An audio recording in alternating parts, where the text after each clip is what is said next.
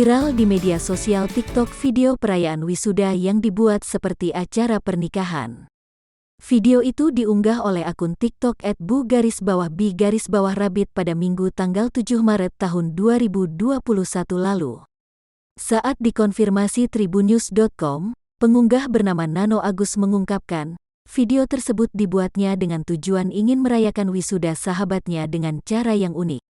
Salah satunya yaitu dengan membuat wisuda rasa temu mantan.